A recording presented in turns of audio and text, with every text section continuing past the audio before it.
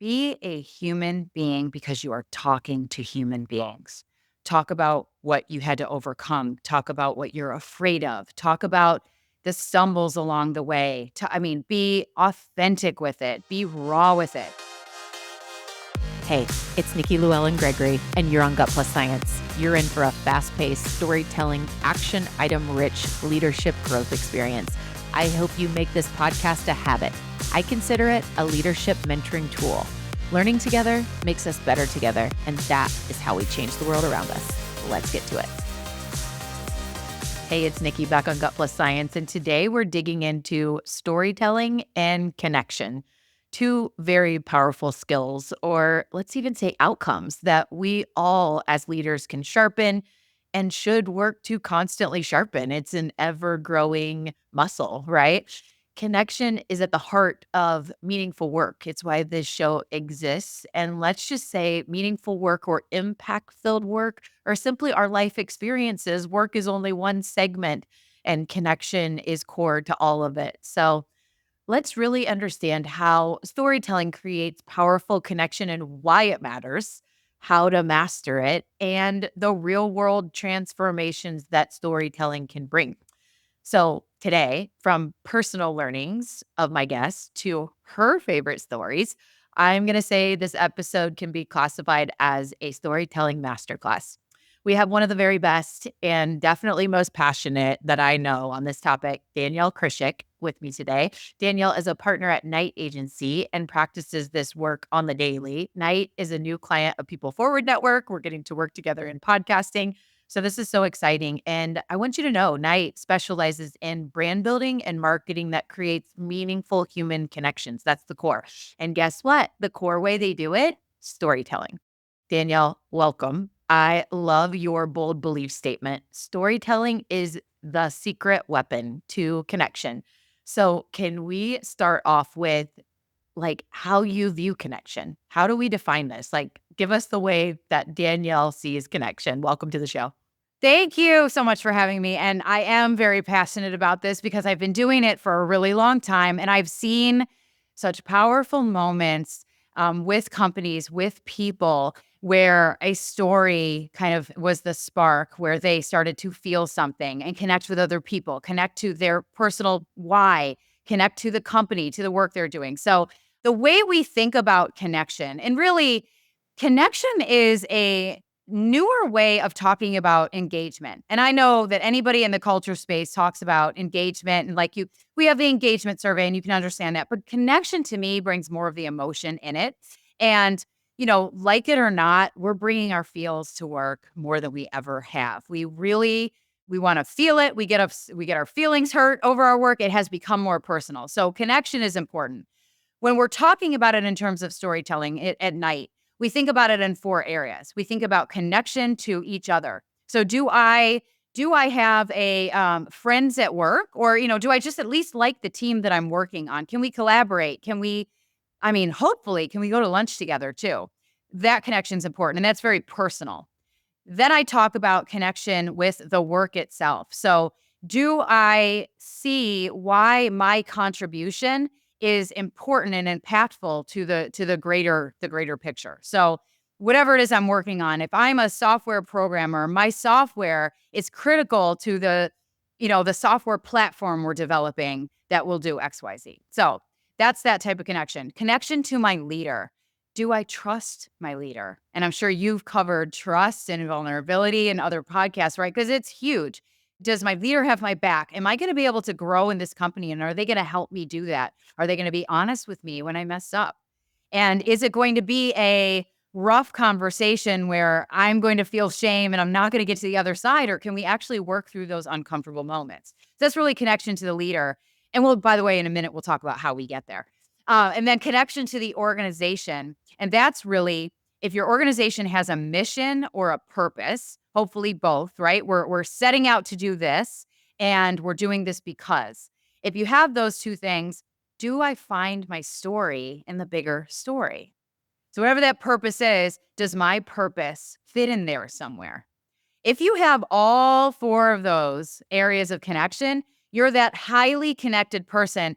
Those are the people that companies we work with say, I want an army of those people, right? They are the culture champions. They are the brand ambassadors. They're the influencer. They're the person that just feels it all the way around. And by the way, that's perfection. And there's definitely a gradient to get there. It doesn't have to be all or nothing.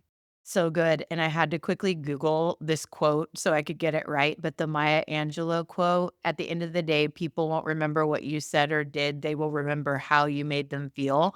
I love that quote because it's so important when we think about connection, like connection to all four entities that you just shared. It is the feeling state. And you said something early on about a story elicits a feeling.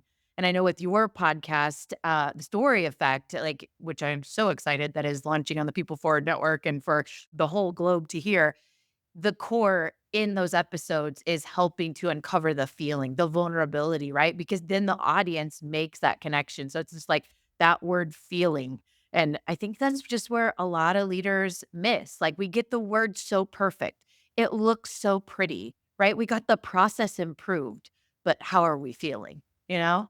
Yeah, and they miss it or they don't know how to get into that because it seems like, oh, I don't want to get into everybody's feelings because then we're going to have a complaining session, right? So they're scared of it, or well, listen, we have three pieces of information we need to make sure everybody understands. We don't have time for the fluff around it. What they don't realize though is that, and Dr. Paul Zak, I have to shout him out. I just had him on my podcast explained to me that the brain is lazy. It likes to stay in this state of where it's comfortable and it doesn't really like change, right? A story changes that, right? A story fires up those kind of feeling and emotion spaces in the brain. What does that do for you as a leader? It helps you remember. It helps your audience remember. It helps them act differently, engage differently, all the things you want. So you actually need this. So get comfortable with it because you need it. Right. Yes. So, talk to us a little bit about your journey to seeing this so clearly. You've worked in this space for years and maybe talk through like your transformation on like starting to see how powerful this storytelling is to impact like how we connect. I'd love to hear your background a little bit more. Yeah. So I was raised as an advertising copywriter. I started my career in traditional advertising, and I'm going to sound old and date myself, but I was writing radio spots. Remember those kids? Radio spots. And I was writing billboards, and I was writing all the traditional print ads. What is interesting about that work is that you have a limited amount of space. Like in a billboard, you have 7 words or less to tell a really arresting story because people are driving by so fast. And 7 words because we figure 70 miles an hour. Like there's a formula to that, right? So I was taught early to capture people's attention, get them to care about what it is you're saying, and then tell them what to do at the end. Now, fast forward my career. So I did that and I won some awards doing that. And I did really well and it was awesome. Fast forward, I met up with Night Agency and they started to kind of make the pivot where they were doing more of internal work. So they were working on culture initiatives and working with HR groups. They did Disney casting back in the day. How do you attract talent to work at Disney and how do you get them to stay, right? That's a different storytelling than the ones I was used to for brands. So to me, though, instead of switching into typical kind of corporate comms mindset where it's like, oh, well, we just have to have like, hello, folks, here's what you need to know and outro, right? I'm like, why can't I take all the sizzle and the wow and the feels of advertising and bring them inside? Because an employee is a person that is out in the world buying products. Like, why wouldn't we sell them on what we're trying to do internally, right? And so I started to infuse that type of storytelling internally. Where it became really powerful is we did this campaign for Starwood Hotels and Resorts. And for those people who don't know, that was the W, the Sheraton, the Westin, that suite of brands, and Marriott has since purchased them, where they were setting out to expand globally and wanted to better understand their global markets and particularly the people that were going to work in their global markets. And so we proposed 100, we were going to capture 100 people in 100 countries campaign. And so they flew me to Dubai because that was sort of a central meeting place, which, by the way, was my first trip out of the country. wow. Like, first time leaving the country, you go to Dubai, it's crazy. Go big or go home, right? Like, Yeah. all the way. Go big or it was nuts. And by the way, Dubai, if you've never been, is like this. It's just a surreal place. You step off the plane, you're like, where am I? Like, it's crazy. So I sit in a chair and I have this list of questions to ask every employee that I'm talking with. And they were approved by HR and they were very, so tell me about your career path. Where did you start? Where are you now? How do you like it? Right.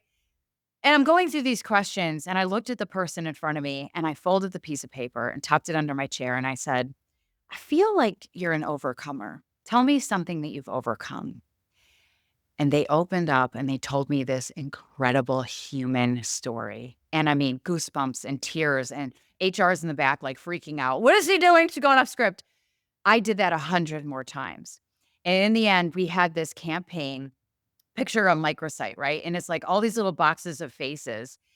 The CEO's in there, housekeepers in there. I mean, they're all equally weighted. And if you click on a box, you heard a personal story. The connection between each other that created was unreal. I mean, people got to learn what makes people tick. I mean, it was so powerful.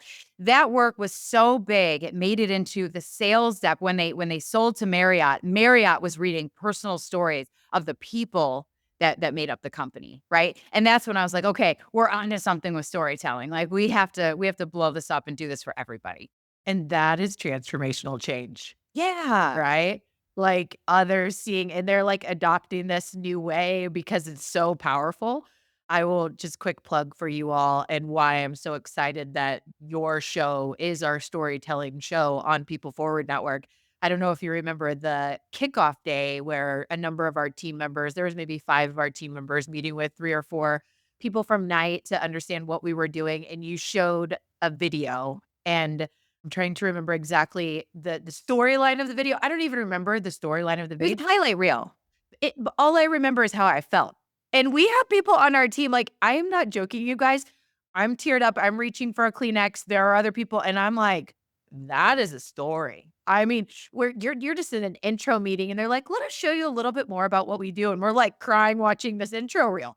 I mean, incredible. So, I mean, without any more needed, here's why Danielle and Knight are partnered with us on the storytelling and, like I said, masterclass. So I really want to get into how to do this, right? And we talked before, like, okay, what's the best way to kind of structure this? And I'm like, okay, let's think of it like a staircase, and we're gonna like talk about the foundations and kind of walk up it. And I'm just gonna play color with you and ask questions. So I'd love to like understand, like, from the roots of how we structure this. Let's teach our leaders on that are listening. How do we bring stories like this that make us feel these emotions to life? Yeah, so I'll give the audience a simple formula that doesn't necessarily equate to all types of storytelling, but it's like a baseline. Okay, so let's start there. And by the way, there are frameworks upon frameworks upon frameworks. Pixar has a framework. I think it's like 7 steps, right? Everybody has developed this, but I try to think like if you could boil it down to its simplest and this doesn't come naturally to you. You can captivate, you can relate, and you can motivate.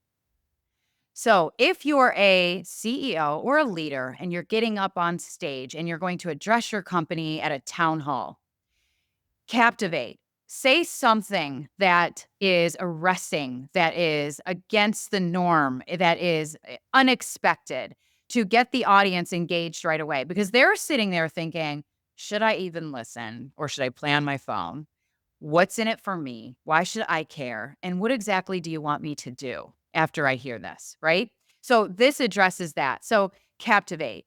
There is a great leader. I won't mention his name or the company just to protect him, but he got on stage and he said, I come from nothing. And by the way, big leader, big, successful, takes the private jet, right? I come from nothing. Pin drop. Right. And it's like, wait, you? I worked at my dad's liquor store when I was 8 years old in the south side of Chicago. What? Right? Started there. And if you can be vulnerable in that moment, even better. Like expose a little bit of your humanity in that moment. Or it could be, just as an example, a leader that gets up and says, I have to be honest with all of you. I don't really didn't until yesterday believe in this product we're building. What do you mean? Like, you're the head of it. Right. But yesterday changed my mind. And here's what happened. Like, all of a sudden you're in, right? Relate. Be a human being because you are talking to human beings. Talk about what you had to overcome. Talk about what you're afraid of. Talk about the stumbles along the way. Be authentic with it. Be raw with it. You know why people love 90s hip hop so much? It's all that great storytelling. They don't try to glamorize the Biggie took you back to his neighborhood and he told you the good, the bad, and the ugly, right? Like Eminem does that very well. I know you love him, right? Snoop does a beautiful job of that. You could almost smell the city streets, right, in that storytelling. So, and people relate to that. They find pathways to connect in that.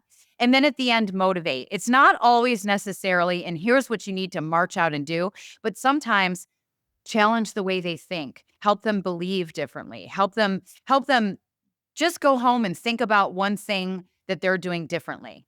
Maybe it's sparking people to be more curious. Or maybe it's helping people understand like, hey, take a second to ask how everybody's doing because, we all walk in here with stuff, right? So that's a basic, I would say let's start there. That's the basic framework for how I think about storytelling. And so captivate, relate, and motivate, all three are at play when crafting the story. Absolutely. Okay. And it doesn't necessarily have to go in that sequential order. Just Nope. they are part of. They are part of. Okay. I love that. And I could see that in action. Love it. Okay. So thinking through like the model of the story I'm going to tell, how am I going to captivate, relate with the people, and then help them, inspire them, change the way, something action oriented. Right. Okay. Now what? Now what? So I want to turn the tables on you, Nikki. Don't get scared. But let's go back to people stories. Can we do an exercise together? I am ready. And this is not planned, y'all. So Because I'm scaring her right now. I do this a lot. So, okay. If you want to, and I'm now speaking to anyone who is a people leader, if you want to understand what makes your people tick, what drives them, what motivates them. And by the way, you do want to, because that is going to be essential when you're in the trenches and resources are low and time is of the essence and it's go time. You want to know how to get to the hearts and minds of people, right? And work together as a team. So, and by the way, you also have time for this. What you don't have time for is replacing them, hiring a new person, onboarding them. You don't have time. So, with that said, here's how you tell a personal story. So, Nikki, tell me how you ended up where you are today with the People Forward Network and all that you've built. How did you get there? okay, so Danielle, it's interesting that you asked this because I was talking to my husband driving down to we had an urgent situation at another property of ours, and it was a long day, and I was griping the whole way there. Like, I was just in the complain mode, right? And my husband said something like, "Well, then why are you doing this?" Just trying to poke at me, right? He knows why I'm doing it. And I was like, you know what? Because living life on the edge, taking risks, and being stressed AF, but dissecting all of that to know that I want it no other way. When I look back and I think about, hey, yep, I've had sometimes like the cush rolls at certain places, but I didn't get to call the shots of my life. I didn't get the flexibility that I wanted. Half the time, I didn't even respect the people that I was working with or the mission that we were on. I was like, I don't wanna live a life that I regret, and I wanna live a life of completely, like, what I am here to do, and it's a lot harder to go this way. It's a lot harder to take the step of, like, "Yep, I'm gonna go create it," and yes, it's a lot more messy and chaotic, and sometimes all the funds aren't there, and sometimes we're draining everything, but I want life no other way, and I was sharing with him, I'm like, to pursue it all because I want a life of it all. And I believe going back to Eminem, like we got one shot, right? And so on the days that I complain, I'm like, thank God that I did take the step, took the risk to create what I want because this is the mission that am on to help people love their work life, to work with the people that I choose and I love working with, to have the respect and the I see you, right? In all of that. Like, yeah, it's hard, but that's why I do it. I love that. Thank you. And I want to build on that because what I've heard, and I'm sure you've heard this too, because of all the great folks you get to talk to, most of this country is in a job that they don't love, and it's pretty unhealthy, right? To do something for 40 plus hours a week and they don't love it, but they don't make change. They don't make pivot.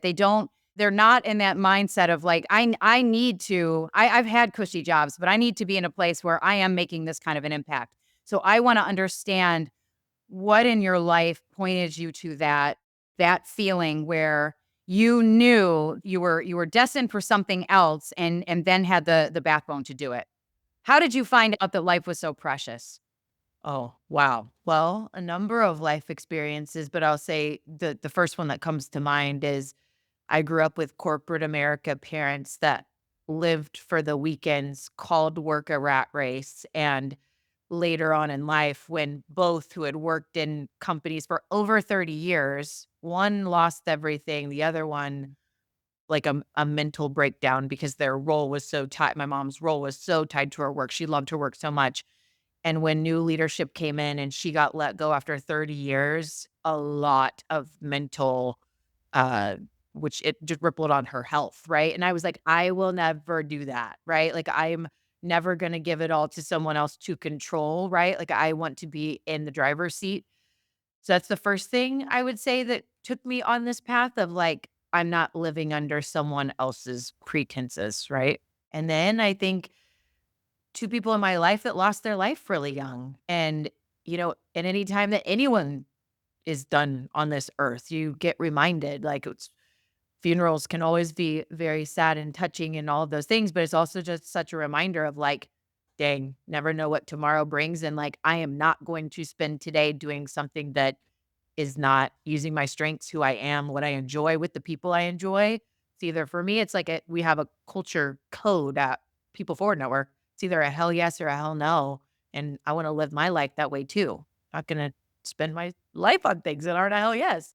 I love that. Thank you for sharing. It sounds to me like you really took to heart kind of what your parents went through and you didn't take it as, oh, mom and dad are tired and that's annoying, right? You were smart enough, young enough to understand the picture that it's these jobs and they're making them unhappy and ultimately they're super unhealthy paired with you have incredible insight when you go through life moments. If you're at a funeral, yes, you're of course mourning the person and it's super sad, but you're also contemplating like, what does this actually tell me? And you have this kind of takeaway. You put that together and there's this firepower for you to drive a business that not only helps you grow and succeed and do something you're proud of, but now you're passing on that magic to everybody that you work with. And I felt it. I mean, what you said on LinkedIn yesterday, I mean, and the way you shouted me out, it wasn't just listen to our new show. I'm super happy. You made it really personal and it really touched me. I got emotional yesterday.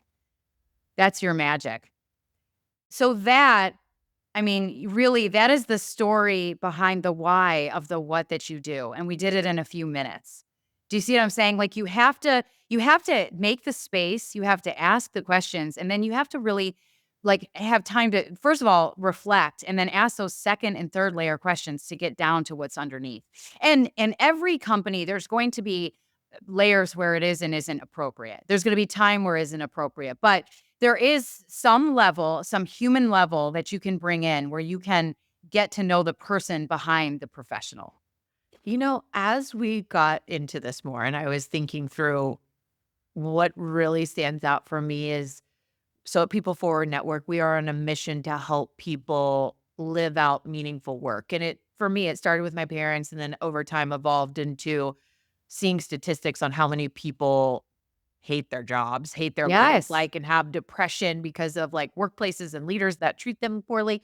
And I'm just like, it just would fuel that. But at the end of the day, for me, it's around meaningful, like anything, meaningful work. Meaningful. I have this saying of like, am I checking the box? Well, then I'm not doing it. Like, I never want to be driving to, you've probably done this before too. My past life is a lot in sales and things. And you go to meetings, you go to gatherings, and sometimes you're like, why am I headed here at 7 p.m. when right now at 7 p.m., I want to be with my family. I'm missing out on my friend's birthday party, whatever. I will not do that stuff anymore. It is truly looking at everything from a meaningful lens. I'm not going to get someone a birthday gift just to get them a birthday gift. Like if the birthday gift's going to be late for it to be a meaningful birthday gift, it's going to be late and it will be a meaningful birthday gift. Like, and for me, it's that we have one shot today. We have this moment right now we will never get back, and being rooted in that is really the story and, like, the ripple I wanna leave on other people. Yeah. And by the way, that's the magic of all this. Our first couple of questions just cracked you open, and now you've really articulated all of this is going to be meaningful. And by the way, this happens at work. This happens in my personal life. Like, I'm not buying gifts to buy stupid gifts. Like, everything is going to have meaning because that's what's really important to me. So, like, you shared that without even being prompted. That is the beauty of this. If a leader understands those things, right, they can place them. Hey, Danielle, this one's a big project. It's for our dear client we've had for 20 years. She really wants to impress her boss. All of a sudden, like I'm triggered. Like I'm okay. Like, what do I need to do to help her? Right? That's what I'm talking about. Yeah. And so maybe where I'd like to go for a minute here is the things that we have to unlearn or think of as habits that help us do this differently. So for example, when you were doing the 100 global interviews and you're like, listen, we're going deeper here. Like scratch the list of these questions. It's like, what's in that? Like, where it's like, why are we so scripted?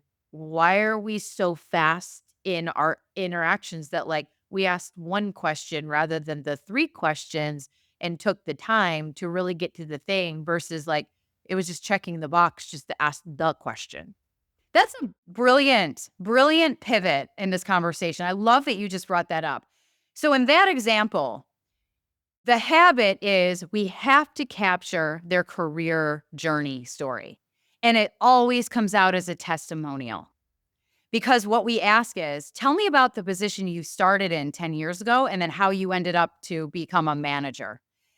It's not that that isn't meaningful content, but when we're storytelling, it just ends up, well, and then, and then I got promoted 3 years later. And then like, they basically spit out their resume. What they're telling you is what describes them. What you really want to get to is what defines them. That gets at the heart of it. So instead, you ask, tell me about your best day so far at work. And you've been here 13 years, Sarah, so you probably have a lot of best days, but there's got to be one of those moments that stuck out to you that's just like, oh, yeah, that's when you knew, like, this is where you need to be. They crack open and they start storytelling about that. Put that on your Indeed page because that's people are going to feel that. And by the way, that tells you I have opportunity here. There was a leader that believed in me. I got put on a stretch assignment. All those textbook things you wanted to say, but said in a way that everybody's going to find themselves in. Exactly, exactly. And I think of something that I learned, I don't know, I want to say 10 years ago, and it'll come up for me regularly as a habit. How do I go deeper with someone? It's that 5 whys exercise where you ask a question and then you're like, but why? But why? And then you get to the whatever they said first was like, yeah, kind of like what I did when you asked me, you're like, let's play a little game, right? And I'm like, we didn't prep this. But then it started to make me go, we kind of did that without doing maybe exactly the 5 whys. Curious if there's any other like things like that that we could leave some listeners with today on like, try this. Absolutely. So I've done this in large groups on stage, lots of people in the audience, and then I ask people to share. They share like among each other, and then they share. A couple brave souls will share. And I love this exercise. And I just kind of touched on it a second ago. Give me 3 to 5 things that describe you and 3 to 5 things that define you. So what you get is you get this. I'm a leader. I've been in the company 13 years and am in charge of XYZ. Like that. Oh, and I'm married and I have 2 kids. Like that describes me, right? What defines you? I lost my mother at a young age, right? And like you start to go into like, so I'll give you mine. Okay. So what describes me is, I've been with Knight for 13 years, chief strategy officer. I'm a partner and I lead our storytelling. I'm married. I don't have kids, but I have a dog. That there's nothing wrong with that story, but like you can't really, your heart doesn't start pumping, right? What defines me though is and I try to get this without getting upset every time, but I lost my mom to cancer, and and she was a single mom. My dad left when we were young, found another family, and so like that was hard on its own. But then my mom got really sick, and she made it 5 years and fought and fought and fought, and up until the very last breath, and then she passed away. Non-Hodgkin's lymphoma. It's a terrible one. It kind of morphed into large cell leukemia. You hear those words and it's like, it's not going to be a good story. Um, that did a lot to define me because I had to find out how to pseudo parent my youngest sister. I even went to parent teacher conferences for her, which was like so awkward. They're like, she's doing terrible. And I'm like, just pass her. She's a pain in the neck. I don't want to do this again. Right. So all of that, but also it gave me this without a safety net behind me. It gave me this incredible, if people wanna know why I'm always driven and I'm hardcore and I'm walking fast, it's because there was nothing behind me to fall into if it didn't work out. So I, like a rocket ship, kinda blasted out of that, and I put myself through school, and I landed a career, and I told them, they said, "What are you gonna do after graduation?" I was an intern at the time, and I said, "Oh, you're hiring me." Like, I don't know where I got the backbone to say that, but I did. But all that because there was just no safety net. And I will also say watching my mom fight as hard as she did, even when they said, "We can do this treatment, but you're gonna get very sick, and the odds are not great it's gonna work," and she said, "Hit me." Like, how does that not define you've gotta honor that the rest of your life, right? So, and I've never shared that part, but, by the way, so I did this exercise I spoke at Small Giants, and I did this exercise, and then I was like, "Does anybody wanna share it?" At first, nobody, right? Crickets, and I'm like, "Oh gosh, this is going horribly." But then a couple people stood up and shared, and there were tears, and there were applause, and they sat back down, and everybody at their table gave them a hug. It was, like, so cool. After that, a company that was there took that back and they said, they wrote in the comments of like what they liked about the whole summit. And they said, we took that exercise back. We had one of the most meaningful leadership meetings we've ever had. And that meant so much to me because what I'm thinking happened is they got to know each other on this slightly deeper level. The greatest speakers, teachers, whatever that help us learn are the ones that illustrate what they do versus rattle off how to do it and step by 1, 2, 3. Kudos. Kudos. This is Thank you. incredible. Wow. So thank you. Thank you so much. This is so great. Can you tell us just a little bit more about the why behind the story effect? Obviously, because you're passionate and amazing at storytelling. But the new show, the story effect, we're so excited about it. Teaching more people, going beyond this masterclass for many of them. Tell us more about like your aspirations for that. Like, what is this ideal state of what this show is going to do into the future, and what can people expect from listening? Yeah, I have always wanted to do this because after 100 people from 100 countries, I've been on this kick to tell more people stories, okay? And by the way, I also help craft purpose manifestos and like all those other ways that we can tell stories, but I really really wanted to tell more people stories. So, I wanted a place where we could get leaders who especially that are very successful but like people don't know a lot about them to kind of come on and have a chance to have a voice, have a moment to kind of explain their why behind the what and their dreams, their aspirations, a little bit about maybe what went wrong in their life or all the things that did go right in their life and really tell their story. And I was hoping that listeners would be able to take so much away from that, like see themselves in, wow, here's a really big leader who's doing amazing things. And he just had this massive multi-million-dollar acquisition. That was my first interview, by the way. It's going to be so good. But also, he comes from nothing. He had a really tough childhood. He had pretty much nothing growing up. Like go back to that and then kind of connect those points. I wanted this space in the world where people could get raw, authentic, and real and own their story in a way they never have before. and then rocket out of that, and then say, yeah, like this is my why, and really take that into their environment back home, right? But also have the listeners really gain something out of that. And then, a layer of bringing in experts who are great at storytelling, the science of storytelling, the methodology of story. Like I have mine, and we rattled it off earlier, but that's not the only way to do this. There's lots of ways to go at it. So I wanted to help people become better storytellers. We always say at night, it's about creating a culture of storytelling. So it's not these one-off moments where you tell a story, but overall, how do we just create this culture where we are storytellers in as much of our ecosystem as possible? So Which was like the example that I said, like transformation in what happened with the 100 interviews, right? It was like we did it this other way, and then they just start doing it because they see the impact.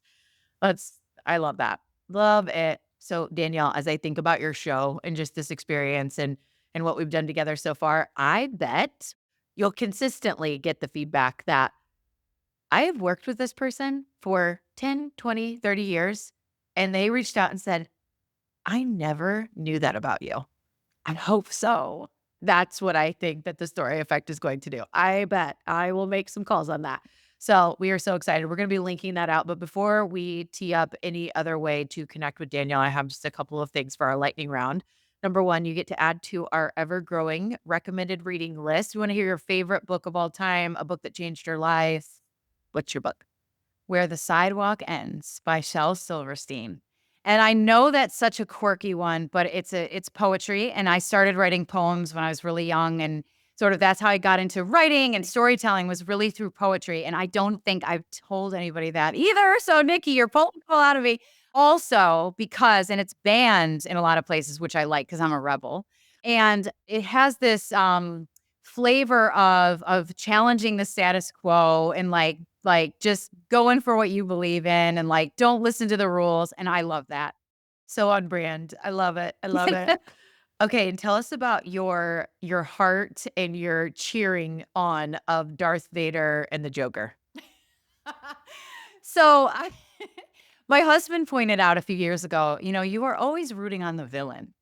And I know that's so weird, right? Because here we are talking about how much I care about people and their stories, but that's kind of the point. I feel bad for the Joker because he was a guy that got bullied and picked on for the way he laughed, and that's what turned him evil. I feel bad for Darth Vader, right? He was Luke's father, and right, like so.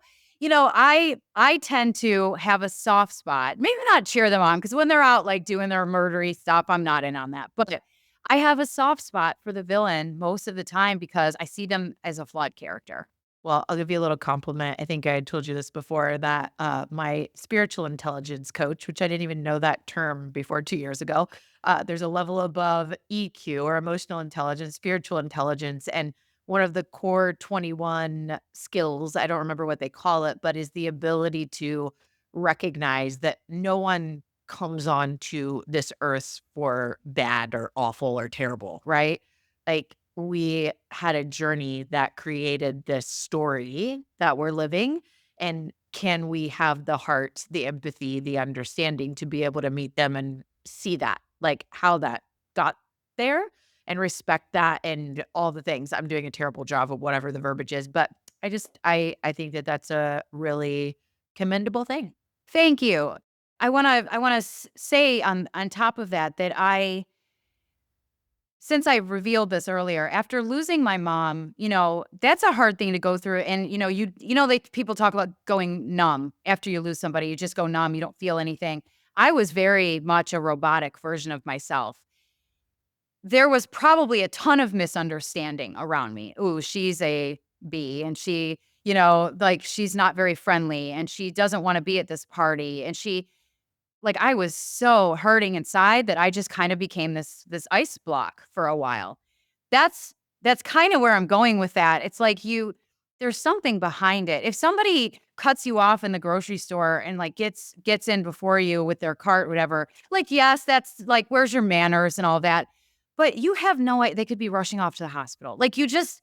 I walk around the world knowing there's a story behind everybody.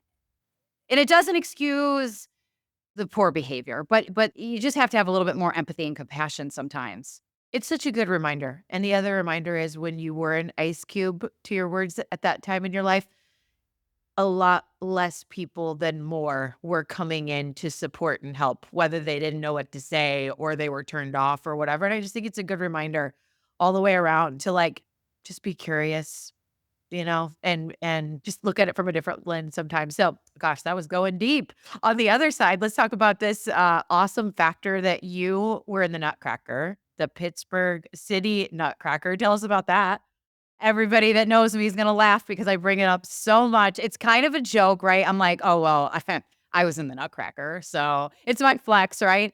But no, I was a dancer, 2 years old up into my 20s. I went to school on scholarship for dance, and it was gonna be my thing until I switched to advertising. But I did get a chance to perform the Nutcracker with the Pittsburgh City Ballet. That, at the time, was a really big deal because my mom always wanted me to be in the Nutcracker, and she was, like, so bragging to everybody about that. And, ballet is its own animal when it comes to dance, you know what I mean? It's the discipline. It's, like, really there's a lot of prestige with that, and so, yeah, I'm all these years later, I'm super proud of that. That's so cool. I'm proud of you for that. That's incredible. Well, before we go, can you help our listeners understand how to connect if they're wanting to learn more about Night, connect with you, the podcast, all that? Where do we want to send them? Yeah, so the podcast is The Story Effect. You can find that on Spotify and Apple and anywhere you get your podcasts. Certainly the People Forward Network, because that's the family I'm a part of now, which I love. We also created a website, thestoryeffect.com, and there is a contact page. So if you want to be a guest or you have a question or anything, I will probably personally reach out to you, to be honest with you, because I like to connect with people in that way. And then if you want to learn more about what Night does, or you're a company that says, yeah, like people stories could be cool, or even a storytelling workshop might be fun, it's nightagency.com. And I'll just throw this out here as I am a believer that we are all 1 degree connected. I do hear that Snoop Dogg is on the dream list for the Story Effect, and we are totally putting it out there. So if anyone has the opportunity to book that, you can just head on over to that form she mentioned, and we'll be putting a gift in the mail with an I amazing love story. you. Manifest, manifest. Yeah. Snoop, I want to talk to you about your storytelling. I I think love he's it. the best. So that'd be awesome.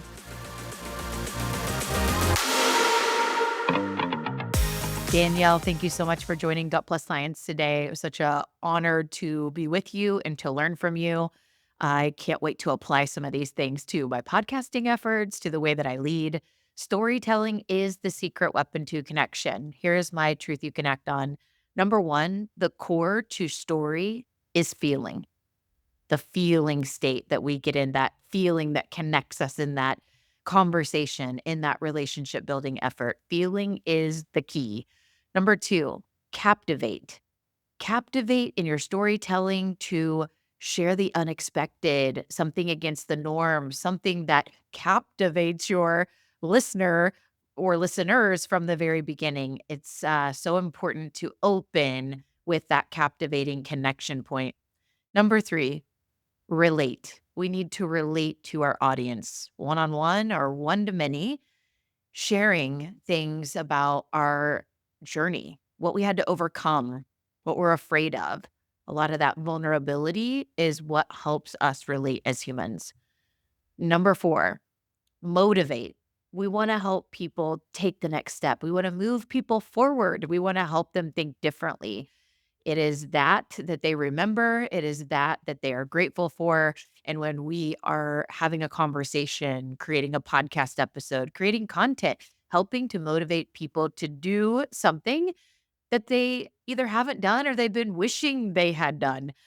Motivate is a big piece of storytelling. Thank you so much for that, Danielle. And number five, you do want to know what matters, and what matters is deep. It's layers below the surface of conversation, transactional conversation. And stories are such a deeper level of connecting and yield so much more than that surface stuff. And we have to remember, here's the key point, we have to give it time and space.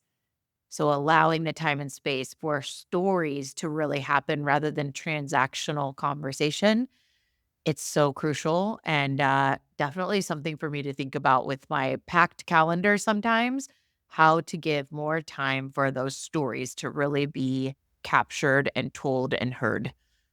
Danielle, thank you so much. We're so excited for your podcast, The Story Effect, as it is hitting all of the directories out in the world. We want to continue to learn from you. Thank you so much for today's episode and that truth you connect on.